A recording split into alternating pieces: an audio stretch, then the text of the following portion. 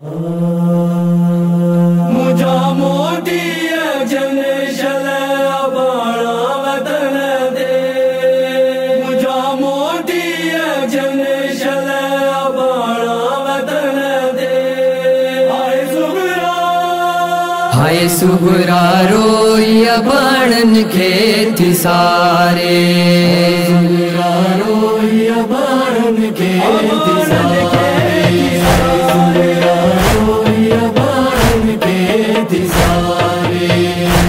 नाना मुखे विछोड़ो थो ही मारे, नाना मुखे विछोड़ो थो ही मारे।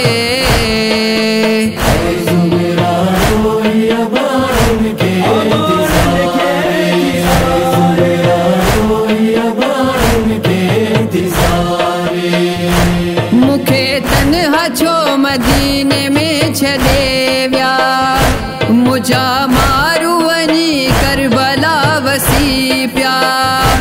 तुझे यसरब के खाली दिस करे व्या, वनी परदेस मुख सब परे थया। नाना मुखे विछोड़ो थो ही मारे,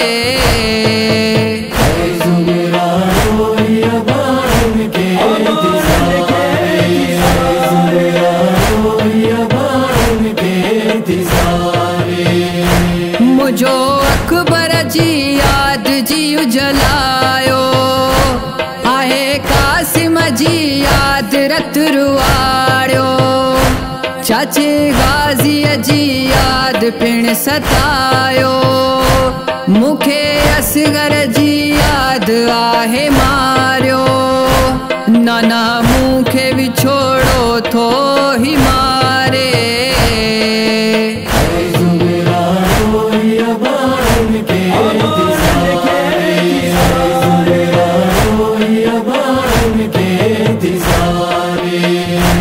आहे ख्वाब एक डिठो मुराद नाना, सिर सांगन मथा तके झुलन प्या। साण तिन जे हरम बार नंढड़ा प्यासा, सिर तिन जा खुलिया कन पे आसे नोहा।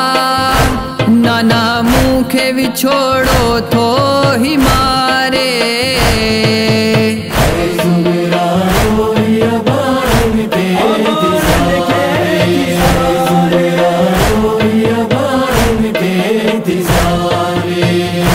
हिक मासूमा पैदल बेचारी, रसी गर्दन में जंहिंखे आहे पाती। रत उन जे कनन मथियो जारी, तंहिंजी फरियाद मुंहिंजी निंड फिटाई। नाना मुखे विछोड़ो थो ही मारे,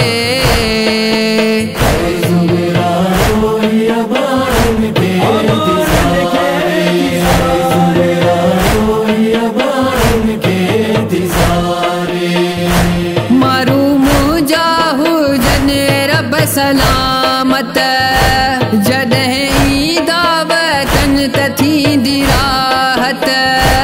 ज़िक्र जिन जो आसना घर जी चाहत, करे फैज़ान मातम इबादत।